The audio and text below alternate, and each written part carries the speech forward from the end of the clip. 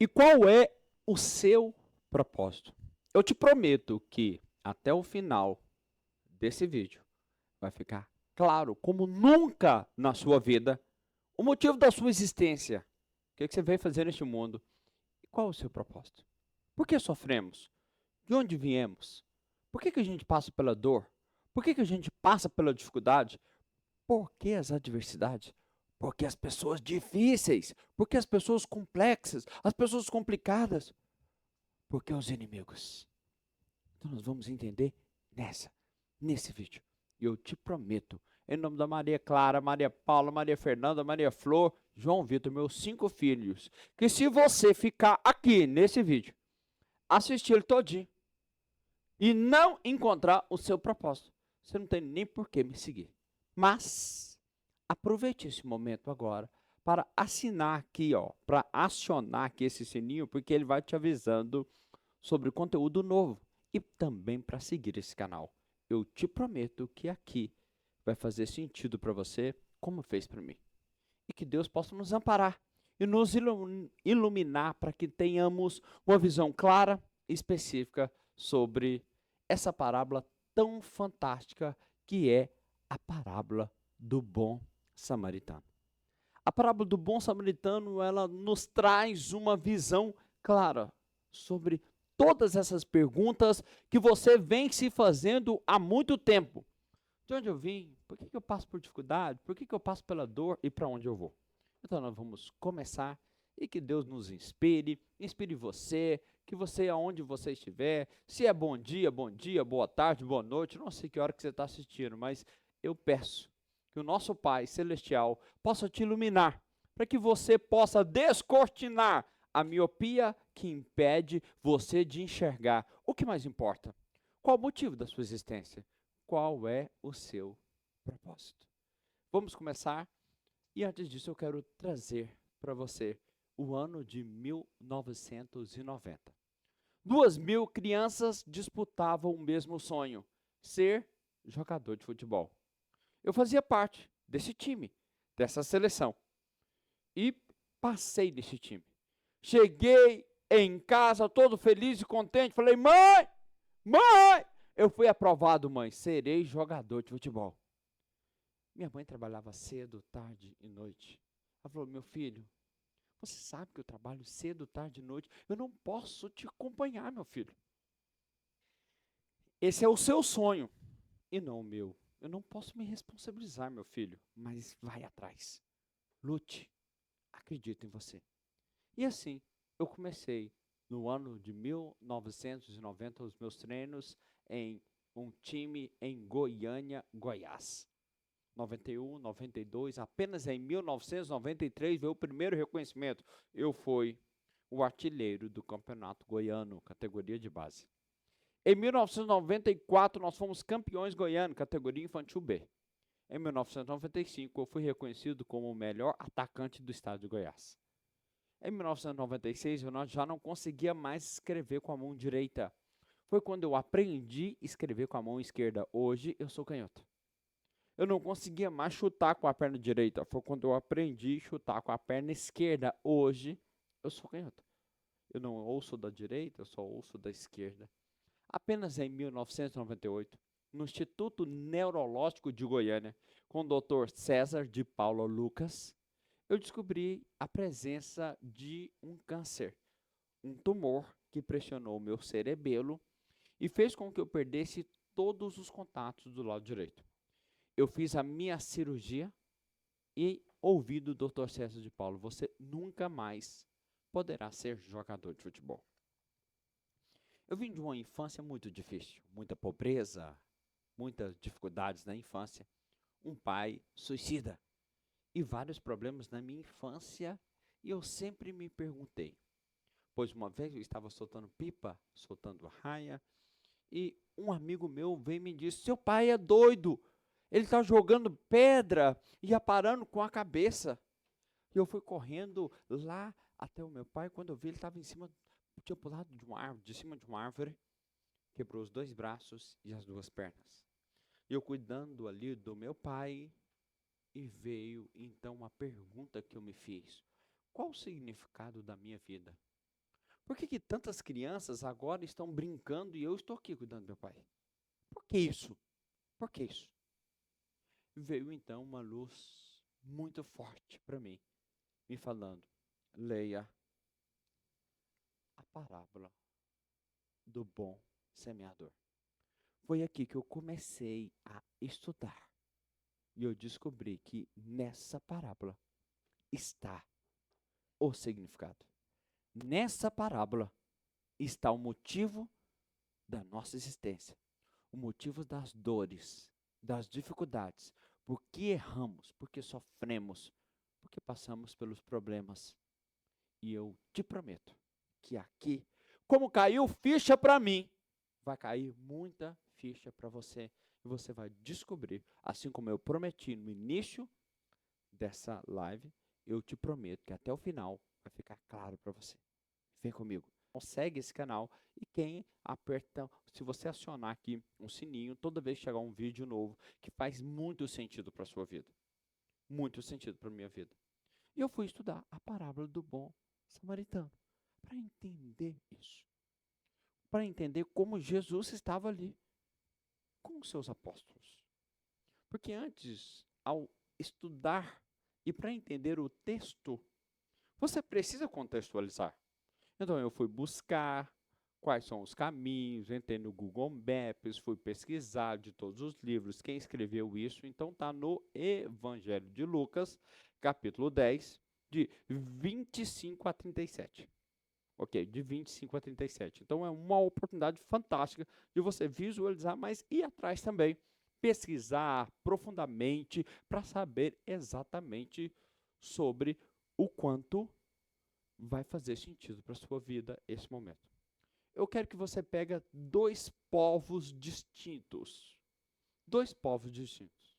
Os judeus e os samaritanos. Esses dois povos eram e são até hoje inimigos.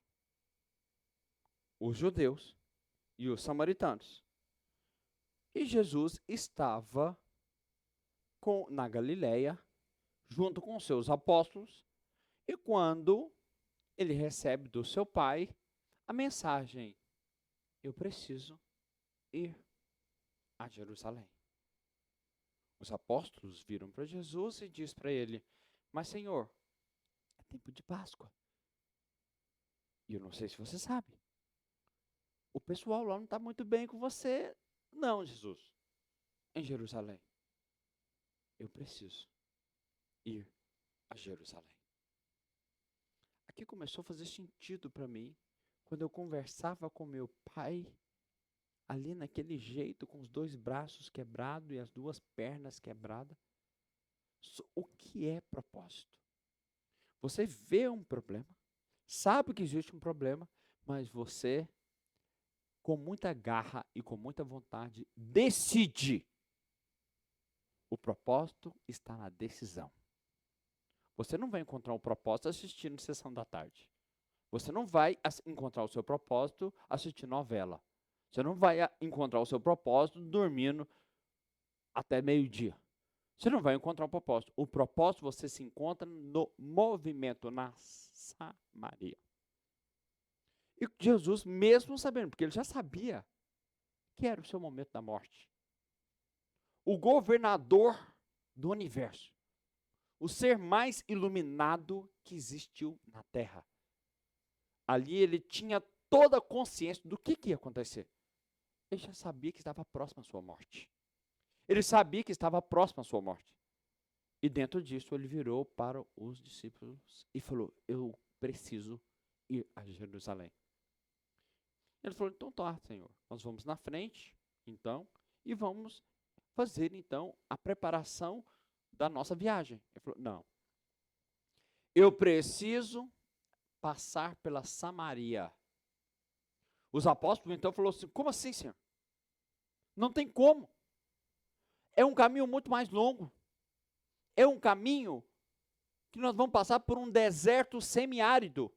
E outra coisa, os samaritanos não gostam da gente. Nós somos judeus, esqueceu, mestre? Eles não gostam da gente. Mas eu preciso passar pela Samaria. E se dentro disso, ao longo desse percurso, passando pela Samaria, se você fizer uma pesquisa no Google Maps, vai dar 140 quilômetros passando pelo deserto semiárido. Pelo outro caminho, eles poderiam passar pelo Rio Jordão, tomando água, se alimentando, de uma forma tranquila. Mas Jesus não queria a qualidade da carne. Ele não queria o prazer da carne. A condição é aí a grande diferença que vai fazer com que você encontre o seu propósito. Entenda duas coisas. Uma coisa é condição, outra coisa é decisão. A condição, ela alimenta a primeira dimensão, necessidade da carne, do prazer, da matéria. Outra coisa é o espírito, a necessidade do espírito. Então, a condição é as pessoas utilizam para o prazer, para a segurança, para a tranquilidade, mas não necessariamente o seu propósito está na condição, e sim está na decisão. E o Cristo ali decidiu, eu preciso ir a Jerusalém e passar pela Samaria. Então eu gostaria que você fizesse a primeira pergunta aí para você, porque eu te prometi que você vai definir o seu propósito nesse vídeo, até o final. Então faz essa pergunta aí agora. Qual é a minha Samaria? Faz essa pergunta aí. Qual é a minha Samaria? Qual é a sua Samaria? Você vai precisar encontrar ela. Essa é a primeira pergunta. Então, segunda, que você precisa anotar aí agora. Os samaritanos não eram muito fãs, não gostavam dos judeus. Muito fãs não, inimigos dos judeus. Então, João Evangelista foi na frente para verificar se conseguiu uma hospedagem para todas as pessoas ali se acomodarem, os apóstolos e a equipe de Jesus. E João Evangelista foi na frente e chegou lá. Não, nós não vamos hospedar ele. Nós nem gostamos de judeus, ainda mais nós nem gostamos desse evento da Páscoa. Não, não vamos hospedar. Ninguém quis hospedar Jesus. Ele voltou e avisou: Senhor, mestre, ninguém quis dar hospedagem para nós. Vamos mudar o percurso, Senhor? Não. Eu preciso passar pela Samaria. Há 2000 anos atrás, Jesus já sabia que estava tomando uma decisão que perpetuaria para mais de milhões e milhões de anos na existência. Essa parábola ela sempre estará relacionada ao propósito. Para milhões e milhões de seres que já passaram, que passam e que ainda vão passar pela terra. Então a decisão, ela não pode ser tomada baseada em fatores condicionais à carne. A decisão, ela tem que ser tomada por uma visão sistêmica sobre o impacto que eu vou deixar para o universo. Qual o verdadeiro impacto que eu vou chegar? Qual o verdadeiro impacto que eu vou deixar para o deserto? Que eu vou deixar para o mundo? Eu vou deixar para as pessoas? Então foi quando eles foram pelo deserto semiárido, chegaram na Samaria, realmente não receberam pouso, passaram por aquele momento. 140 quilômetros, passando pelo deserto semiárido. Eles estavam mortos de fome, mortos de sede, cansados, quase mortos, cansados, e chegaram até Jerusalém.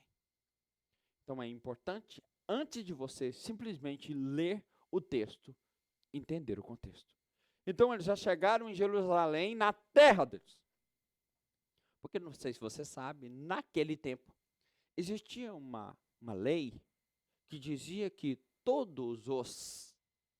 as pessoas, todos os caminheiros, todos os caminhantes, as pessoas os peregrinos que estavam caminhando, eles tinham direito de receber pouso. Eles tinham direito, então o samaritano, por lei, deveriam receber eles. Mas não receberam, e mesmo assim eles foram. Qual o propósito disso? Jesus já sabia que ia deixar uma mensagem, uma marca, para milhões e milhões de pessoas, bilhões e bilhões de pessoas pudessem beneficiar com isso. E eles foram até Jerusalém e chegaram mortos. cansados. Naquele tempo, quando as pessoas chegavam do deserto andando, eram de praxe, era costume que eles traziam uma bacia com água para eles colocarem os seus pés e descansarem. Então era normal. Eu sou judeu. Jesus era judeu junto com o seu povo. Chegando ali era normal que eles fossem recebidos com cuidado, com cautela. Descansem. Eles poderiam descansar. Era esse o momento. Pois não. Veio um doutor da lei, que sabia tudo da lei, que tinha estudado, nasceu no berço das Escrituras. Estudou toda a Escritura. Já sabia a resposta. E foi ali causar, provocar Jesus. Porque dependendo da resposta que Jesus desse, ele já incriminaria ali e prenderia ali Jesus. E aquele senhor da lei que sabia tudo fez uma pergunta para ele. Senhor, o que eu tenho que fazer para ser salvo? Ele já sabia a resposta. Mas por que ele fez a pergunta? Porque ele queria tentar Jesus. E Jesus, na sua magnitude, na sua visão sistêmica, ele responde a pergunta do doutor da lei com duas perguntas. Ele faz duas perguntas. Antes disso, eu quero te dizer, anote em algum papel ou em algum canto que você vai usar isso agora. Anote aí, ó. A resposta está na pergunta. A resposta está na pergunta. A qualidade da resposta que você busca está diretamente relacionado à qualidade da pergunta que você faz. Jesus então fez duas perguntas para o doutor da lei. Duas perguntas. E agorinha vai vir a conexão com o propósito que eu te prometi no início desse vídeo. Prepara, prepara. A primeira pergunta que Jesus fez. O que está escrito na lei? Primeira pergunta. A segunda pergunta é muito mais profunda. Como lestes? Porque uma coisa é o que está escrito. Outra coisa é o que você interpreta. Uma vez perguntaram para um jovem, por que você bebe? E ele respondeu, eu bebo porque meu pai era alcoólatra. E perguntaram para o irmão dele, e você jovem, por que você não bebe? E ele respondeu, eu não bebo porque meu pai era alcoólatra. O mesmo fato trouxe filtros, percepções diferentes. Da mesma forma ali, Jesus já entendendo que o que está escrito na lei é uma coisa, é um fato. Agora o filtro está relacionado à crença de cada um. Então a primeira pergunta que Jesus fez, o que está escrito na lei? E como você lê? Ele sabia tudo, de cor e salteado, desde a infância. Assim como nós, aqui no Brasil, somos treinados a decorar a tabuada, lá eles são treinados a decorar a lei. Então, uma criança já começa, amarei seu Deus de todo o vosso coração, de toda a vossa vontade, de todo o seu espírito. E o próximo, como a ti mesmo. É como se Jesus fizesse assim, parabéns, doutor da lei, entendeu tudo isso, gracinha, vai e faça. Entendestes bem, vai e faça. O doutor da lei, então, tomado de raiva, será que ele vai conseguir de novo escapulir? Será que ele vai conseguir sair dessa de novo? Aí ele falou, peraí. E não satisfeito, o doutor da lei, mais uma pergunta. Jesus, cansado com seus discípulos, mais uma provocação. A segunda provocação é, e quem é o meu próximo? Quem é o meu próximo? E Jesus, com toda a sua iluminação espiritual, sabendo de toda a malícia, começou então a explicar agora para vocês, para todos nós, sobre propósito. Foi isso que fez entender por que eu estava lá com 10 anos de idade, cuidando do meu pai, naquele quarto com um banheirinho para todas as pessoas que moravam naquela casa de quarto. no Goiás nós chamamos de barracão, são barracos. Então tem esses barracos e eu ficava ali cuidando do meu pai e eu pensava, por que eu? Por que eu? E quando Deus me inspirou para estudar a parábola do samaritano, eu pude entender exatamente por que eu. É aqui que começa todo aprendizado do propósito. É aqui que você vai entender que o propósito tem a ver com o próximo. É aqui que você vai entender toda a sacada e começar agora. Naquele instante eu não conseguia entender. E depois lendo e fui perceber esse momento quando o doutor Jalei pergunta para Jesus, quem é o meu próximo? Lembra que o samaritano fez lá atrás? Recusou Jesus. Eles foram maldosos com Jesus. Eles foram fora da lei. Porque pela lei, eles deveriam dar pouso. Eles deveriam receber Jesus. Pela lei, eles deveriam fazer isso. Eles foram maldosos. Poderiam ter matado os apóstolos por culpa deles. Porém, o que Jesus fez? Olha o que ele fez. Ele pegou o samaritano maldoso, o samaritano mau, o samaritano que fez o mal, e pegou o samaritano e colocou lá em cima o que nós entendemos como a parábola do bom samaritano. A parábola do bom samaritano. Olha que sacada é essa para o propósito. Prepare. Deixa o seu coração aberto. Deixa agora você pronto para descobrir aonde está o seu propósito. A Bíblia diz o seguinte, que Jesus, em determinado momento, disse, eu vou bater na sua porta. Se você ouvir e abrir a porta, eu vou entrar. E vou cear com você. E você comigo. Mas se você ouvir, então estejam preparados para ouvir agora. Estejam preparados para esse momento. Estejam preparados para se conectar com o seu propósito. Porque ninguém conta o propósito viajando na maionese. Ninguém conta o propósito se não estiver conectado. Porque o propósito só encontra no movimento. Só no movimento que você se conecta. Onde está escrito a justiça divina? Resposta: na consciência. Então você só encontra Deus quando você exerce a divindade. Quando você exerce a criatividade. Quando você está criando. Deus é o Deus da criação. Você é imagem e semelhança. Então, quando você está criando, então já começa a descobrir. Aqui, anotei, o propósito tem a ver com as maiores debilidades. Pronto. Eu vou encontrar quando eu estiver consertando. Pronto. Vai cortando, vai colocando aqui que você vai entender o nível mais profundo sobre o propósito. Vamos lá. E quando o doutor da lei diz, quem é meu próximo? E ele contou essa parábola. Eu não vou perder muito tempo, porque eu quero que vocês leiam. Está lá em Lucas, capítulo 10, de 25 a 37. Porém, vou resumir aqui.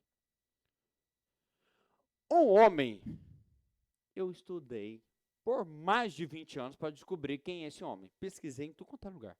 Jesus não fala quem é esse homem. Se ele é católico, se ele é crente, se ele é evangélico, se ele é espírita, se ele é ateu, se ele é muçulmano, se ele é candomblessista, se ele é o que for. Jesus falou, um homem, saiu de Jericó,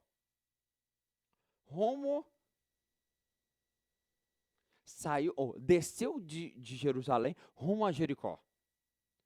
Olha só o que Jesus fez. Quem fez maldade lá atrás? Samaritano. E agora, quem está fazendo maldade? O judeu. Então, o judeu entendia e entende até hoje que ali é a terra prometida. Então, que aquela terra ali é a terra do endeusamento. Então, ele saiu lá de cima. Saiu de Jerusalém rumo a Jericó. 44 quilômetros. E no meio do caminho, bateram nele, roubaram as roupas dele, machucaram, derrubaram, roubaram e deixaram ele cair no chão. Passou então um fariseu, não fez nada. Passou depois um levita, não fez nada. Veio então, quem tinha feito mal para Jesus e para todos os apóstolos? O samaritano. Veio então um samaritano. Tirou seu óleo, tirou seu azeite, enfaixou, cuidou dele, levou até uma hospedaria, cuidou, deu no outro dia alguns denários, 3 denários, e falou: cuide dele. Assim que eu voltar, vou te restituir com os custos que você teve. Aí Jesus faz a pergunta do propósito. Guarda essa pergunta aí para você. Jesus faz a pergunta do propósito agora. Agora é hora de arrepiar. Agora é hora de entender isso. De entender aonde está o seu propósito. Vamos lá. Jesus faz a pergunta para o doutor da lei. Qual que é a pergunta que o doutor da lei tinha feito? Quem é meu próximo? Mas a primeira pergunta, o que eu tenho que fazer para ser salvo? Aí agora Jesus faz isso. Olha o que ele faz. Na sua visão, doutor da lei, na sua visão, quem é o próximo, mais próximo daquele que estava caído no chão?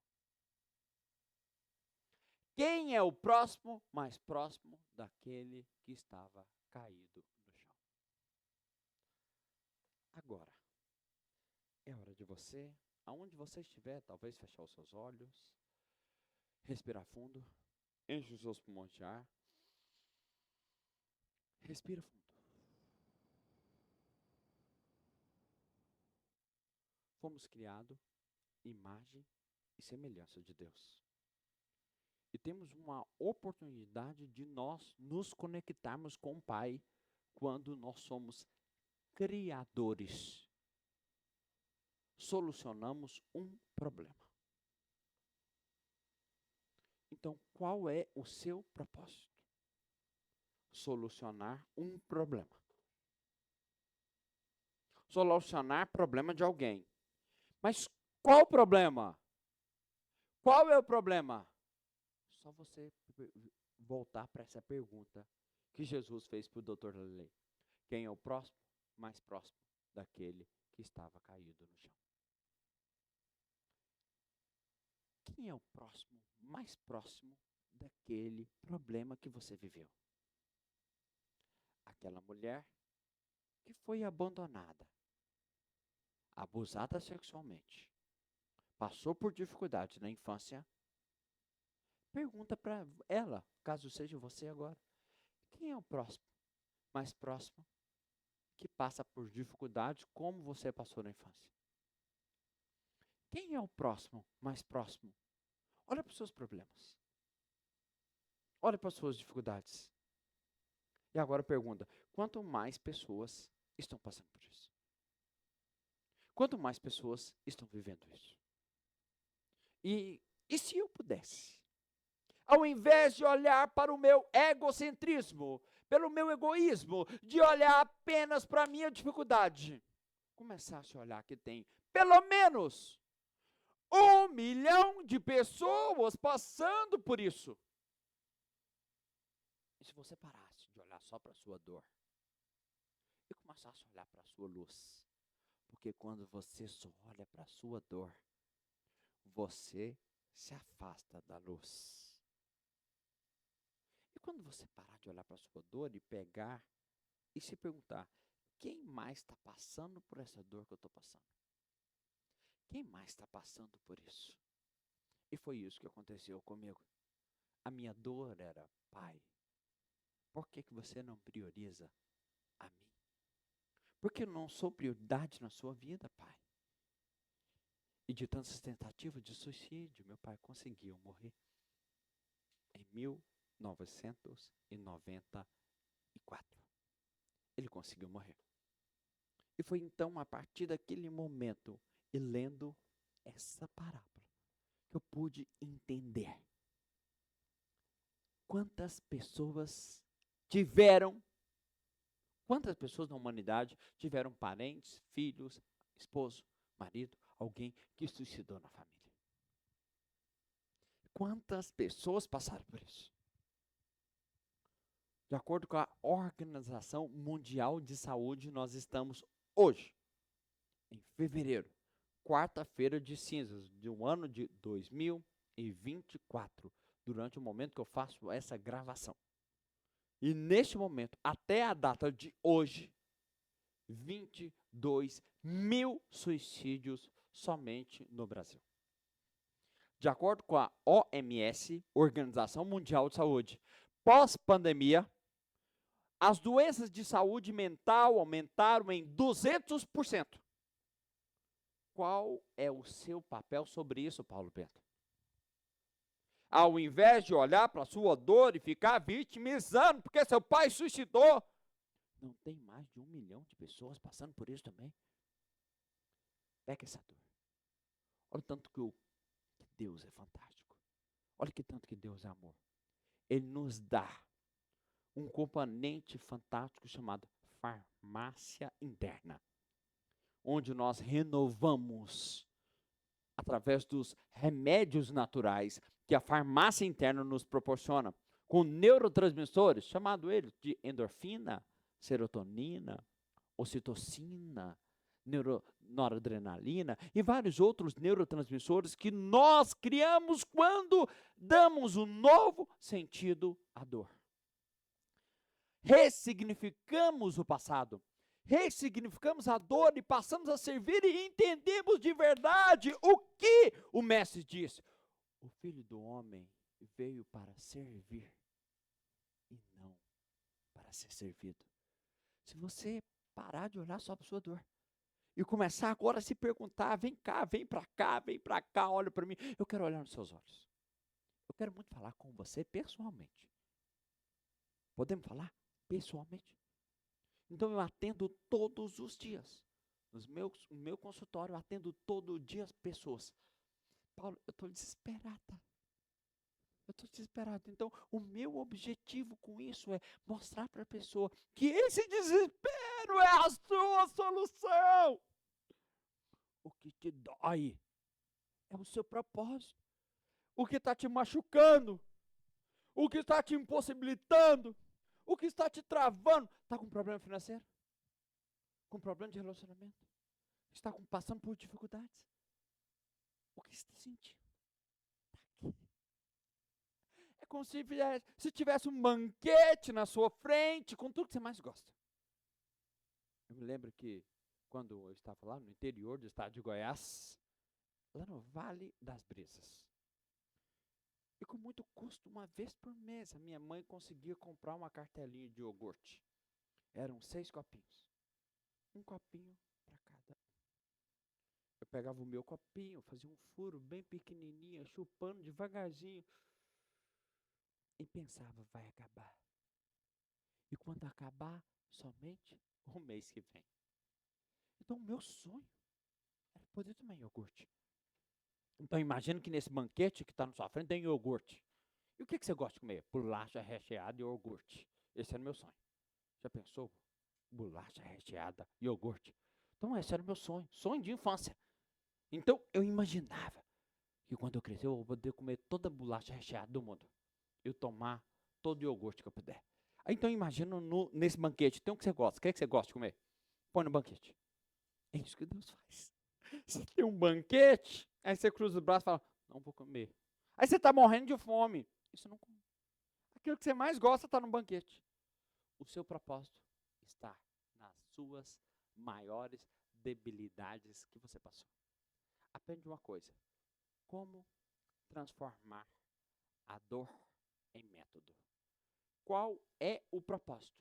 Anota assim, ó, na transformação das maiores dores e na criação de um método para servir alguém. Enquanto você não passar a servir alguém com as maiores debilidades, as maiores fraquezas, o abandono, a dor, os problemas, as dificuldades que você passou, você vai começar a entender que nada é por acaso. Existe uma clareza na justiça divina, nessa causa e efeito. Então, dentro dessa causa e efeito, tudo é energia. Tem uma frase do Albert Einstein que ele diz o seguinte: tudo é energia, isso é tudo que há. Sintonize a frequência que deseja e, inevitavelmente, isso ocorrerá. Não tem como ser diferente. Isso não é filosofia, isso é física. Isso não é filosofia, isso é física, Albert Einstein. Então, nós encontramos hoje e deparamos hoje com quantas descobertas da ciência, hoje, depois de 2000 anos, comprovando que o Mestre Jesus falava 2000 anos atrás. Eu trabalho com a parte científica, filosófica e cristã. E dentro dessa trindade, eu utilizo nos meus atendimentos, nas minhas palestras, no trabalho que eu faço o dia inteiro. Você que não está me seguindo, siga aí, Paulo Bento Oficial no Instagram. E aqui também, nesse canal aqui do YouTube, Paulo Bento Oficial. Mas dentro disso, eu utilizo sempre essa abordagem, porque você está tendo dificuldade de encontrar seu propósito, está gritando aqui para você. Está gritando para você. Paulo, como que você faz, como você ajuda tantas pessoas, mais de 1 milhão de pessoas ao longo desses 20 anos, a encontrar seu propósito? Nós temos um treinamento específico, chama OSV, o significado da vida. Como encontrar o significado da vida? Ah, mas eu não sei. Calma. Para de falar que você não sabe e mergulha. O propósito só se encontra no mergulho. O propósito só se encontra no movimento. Então, quer dizer, não é nessa superficialidade do prazer. Você quer encontrar propósito no prazer, não é por aí. Quando o Cristo disse assim, se vos perseguem por causa de mim, não esqueça de uma coisa. Não esqueçais o porquê. Não é o servo maior que o seu Senhor. Se você está passando por problema, fique feliz, porque Jesus também passou. Então o propósito está na Samaria. No começo desse vídeo, eu pedi para você fazer uma pergunta. Anotar essa pergunta e eu volto para ela agora.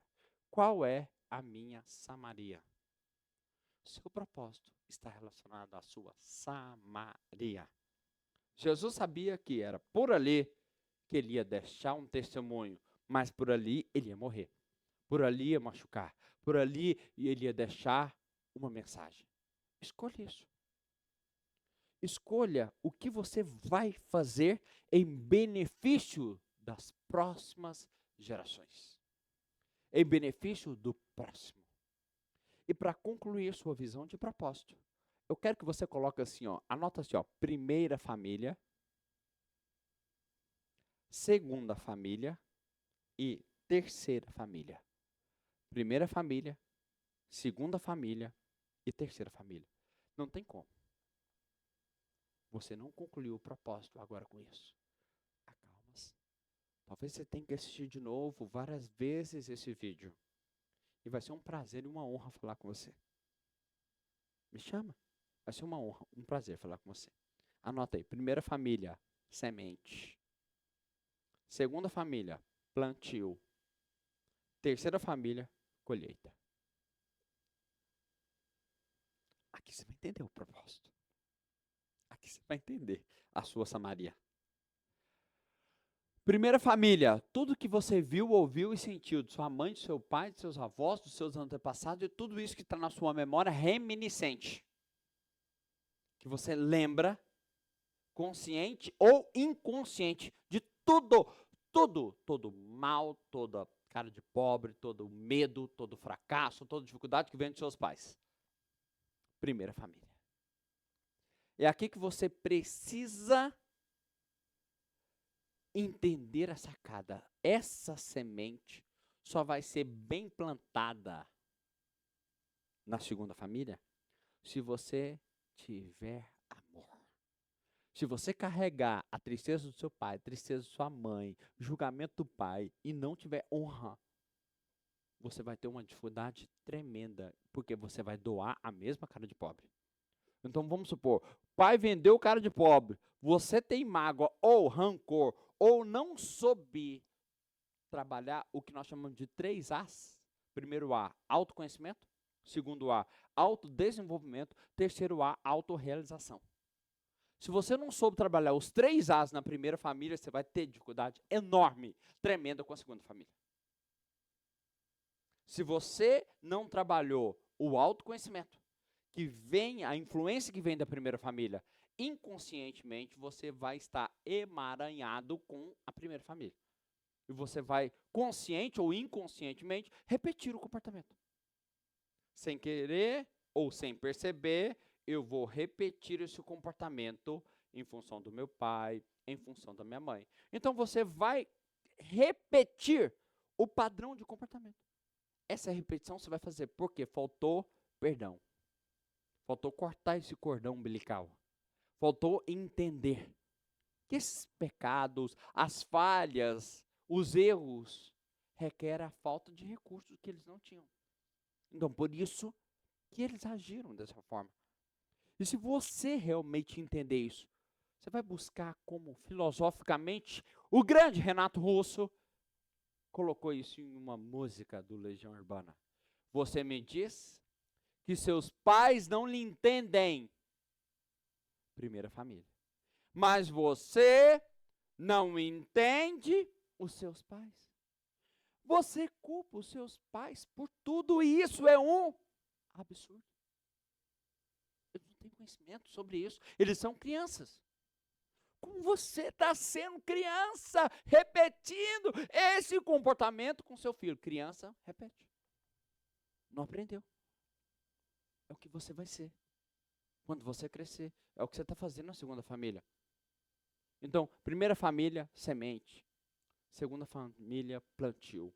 A segunda família está relacionada à sua missão. Aqui você planta, aqui você doa. Você homem, provedor. Você mulher que auxilia. Mulher que soma. Mulher que conecta.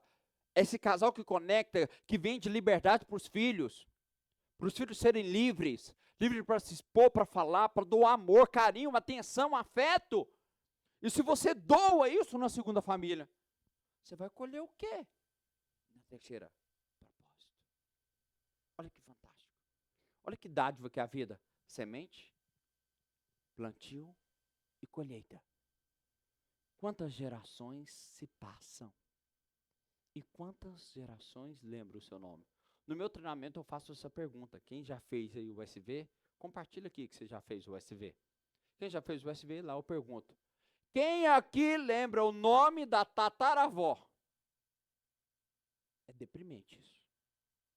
Geralmente, menos de 10% levanta a mão. Menos de 10% levanta a mão. Menos de 10% lembra o nome da tataravó. Vó? Pai? Ó, bisavó? Vó? Pai. 3 gerações, você não lembra. A pessoa foi tão morna, mas tão morna, que não fez nada para a terceira geração. E não é nada físico. Não é dinheiro que estou falando. Jesus não deixou dinheiro de César. Ele deixou riqueza, que é diferente. Riqueza não tem nada a ver com dinheiro. Ele deixou riqueza, que é a liberdade. Esse pessoal que está enfurnado, achando que riqueza é quantidade de seguidores, quantidade de carros, dinheiro que você tem, cara, esse povo esquece que quando morrer vai ficar tudo aqui. Não é isso. Não é isso. Isso aqui está relacionado apenas à missão. E o propósito? Então, a missão está na segunda família. O propósito está na terceira. Quer saber exatamente qual a marca que você deixou? Quantas gerações vão lembrar do nome Jesus Cristo? Quantas gerações vão lembrar do nome Mahatma Gandhi? Quantas gerações vão lembrar do nome Madre Teresa de Calcutá? Quantas gerações vão lembrar do nome Steve Jobs? Quantas gerações vão lembrar do nome Bill Gates? Quantas gerações vão lembrar do seu nome? Fala para mim, você sabe o nome da sua tataravó? Nome, sobrenome dela? Por quê que você não sabe? Porque ela foi morna. E o que está escrito na Bíblia? Eu tenho olhado seus comportamentos e vejo que você não é quente nem frio. Se não é quente nem frio, és morno. Se és morno, vomitar-te-ei da minha boca. Aproveite. esse momento agora, para agora deixar cair, eu convido vocês a fechar os seus olhos durante 1 minuto. E durante 1 minuto, com seus olhos fechados agora, vivendo esse momento mágico. E agora, concentre no que Francisco, da cidade de Assis, na Itália, quando ele resumiu isso em uma filosofia fantástica, onde ele disse: Senhor, fazei-me instrumento de vossa paz. Onde houver ódio, que eu leve o amor.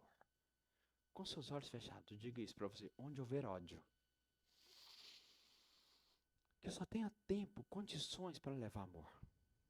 Onde houver ofensas, que eu leve o perdão. Onde houver discórdia, que eu leve a união. Onde houver dúvidas, que eu leve a fé. Onde houver erros, que eu leve a verdade. Onde houver desespero, que eu leve a esperança. Onde houver tristeza, que eu leve a alegria. Onde houver trevas, que eu leve a luz. Respira fundo. Com essa oração de São Francisco e com essa conexão do que o nosso mestre deixou para nós, eu quero fazer os últimos detalhes para ajudar na confecção do seu propósito. A primeira pergunta: o que você está deixando para o mundo ser melhor? Segunda pergunta: qual o impacto que a sua existência tem neste mundo? Terceira pergunta: o que você recebeu dos seus pais e o quanto você está gerando para a mudança do seu padrão genético? E a quarta frase que eu gostaria de deixar para você e que você anota aí, ó: não sou vítima da minha hereditariedade. Sou um mestre na atividade genética. Vítima da hereditariedade simplesmente reage ao DNA, aos vícios que você entrelaçou dos seus pais, dos seus antepassados. Agora, o mestre na atividade genética resolve mudar. É você essa pessoa? Você escolheu ser essa pessoa? Escolheu fazer diferença? O melhor pai, a melhor esposa, o melhor ser, a melhor pessoa que você pode ser, o melhor profissional. O que você tem feito para a sua equipe? O que você tem feito para o seu time? Nos seus últimos relacionamentos, mudou a vida da sua esposa, a vida da sua namorada, a vida das pessoas que passou por você? Nas últimas empresas que você passou, deixou essa empresa melhor que você entrou? Como a Madre Teresa de Calcutá resume isso em uma frase. Eu gostaria de encerrar trazendo essa frase da Madre Teresa de Calcutá: não devemos permitir que alguém saia de nossa presença sem se sentir melhor ou mais feliz. Muito obrigado.